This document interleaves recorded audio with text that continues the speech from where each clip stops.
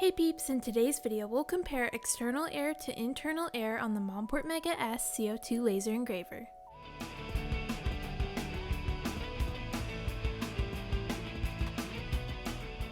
If you're interested in a Monport machine, make sure to use our discount code Anonymous10 for 10% off your purchase. So Monport sent us a more powerful external air pump that we can use with our Monport MEGA S to try out to see if we can get any deeper or cleaner cuts with our material. So we're going to do a little bit of testing on what the internal air pump is capable of versus what this external air pump is capable of. Now Monport also sent us an air compressor fitting hose that we could also use with the MEGA S, so we'll actually try to use our air compressor with this machine as well. We'll try to keep it as scientific as possible. I think the first thing that we're going to do is just measure wind speed at the nozzle using an anemometer, and then we're going to try to do some cuts with each type and see what kind of results we can get and see how fast we can cut through material.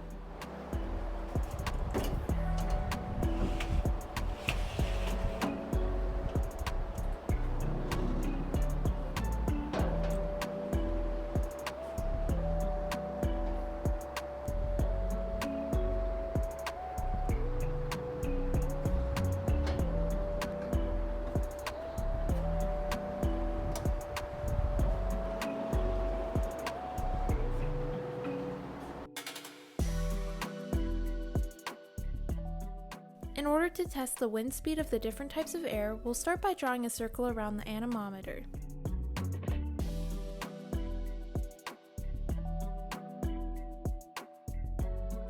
Then we're going to adjust the power so it won't engrave on the tool, and we'll lower the speed so that the speed of the air assist can actually be measured.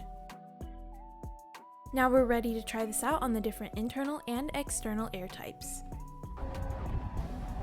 Okay, that's exactly where we want it. So now I'm going to turn on the anemometer and I'm going to get ready to get some readings once I start it.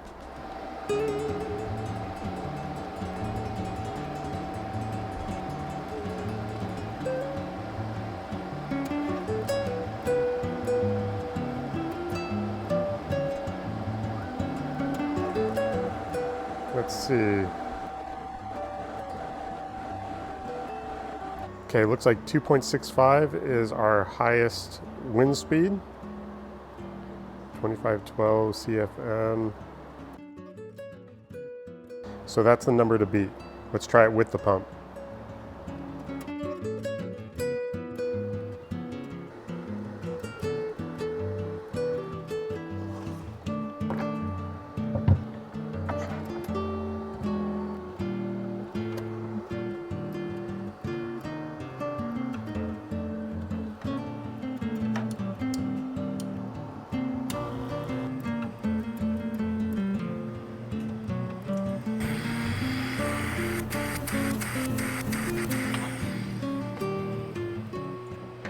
Okay, here we go.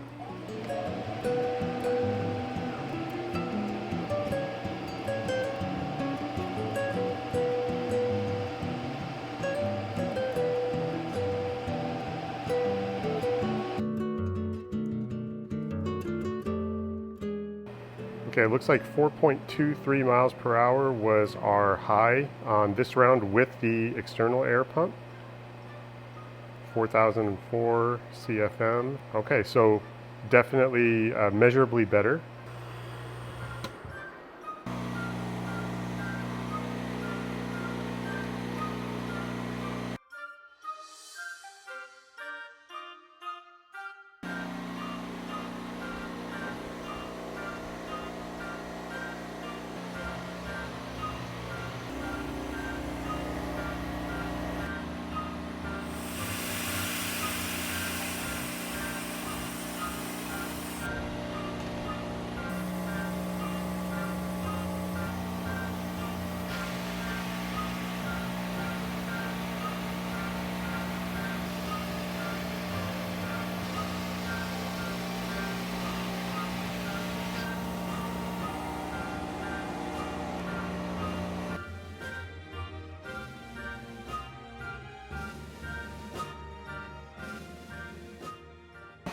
.28.3.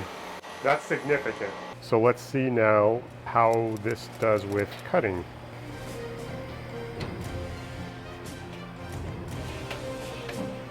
So to test this, I'm going to end up using this 5.7 millimeter plywood, and the goal is to see how fast can we cut it using the same power, using with the air assist and without. So we'll start with without the external air assist, and we're going to see how fast we can get a clean cut through here using a specific power. And we'll just do straight line cuts to see did we cut all the way through or not, and then we'll just kind of ramp up the speed until we're barely there, and then we'll do this test again with the air pump.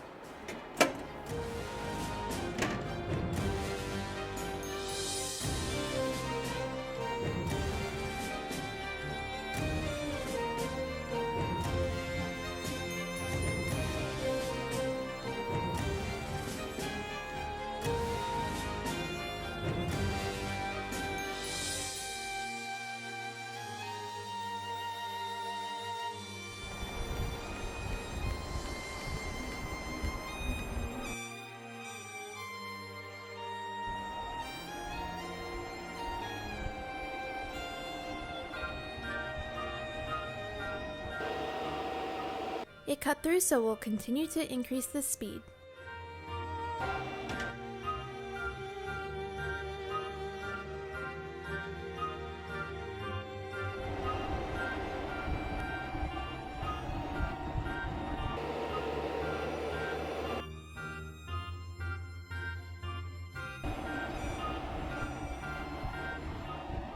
We're not quite through on that one, but mostly through. So let's go up in speed.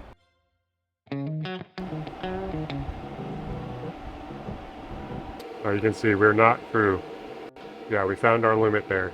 What I'm going to do is I'm going to engrave the speed settings on that.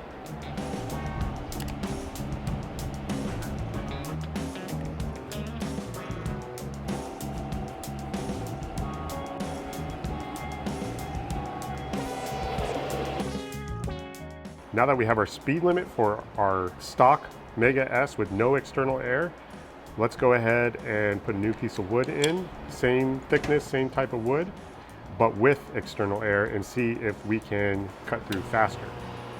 Full speed.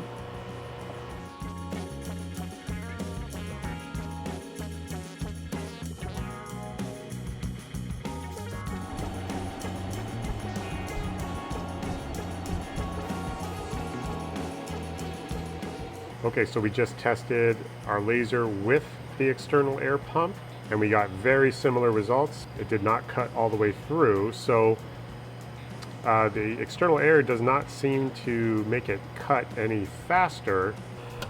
Now we'll see how the compressed air compares with the same settings for cutting.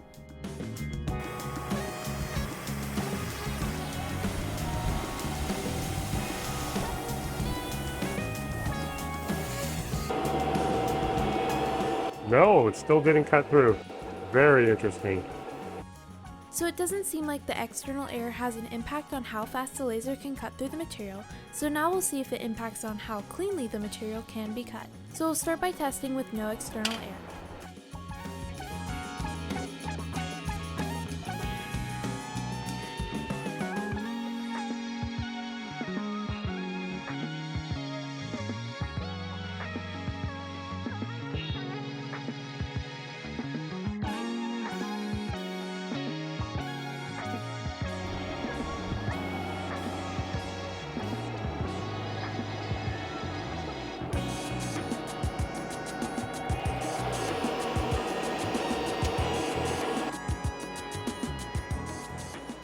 Okay, so we got some smoke here, and on the back side is where it's worse.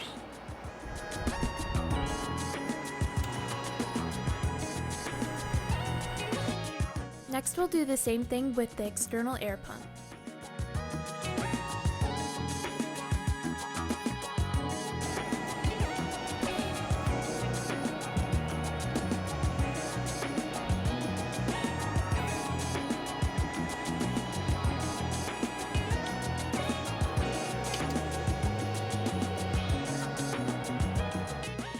Finally, we're going to test out this design with the compressed air.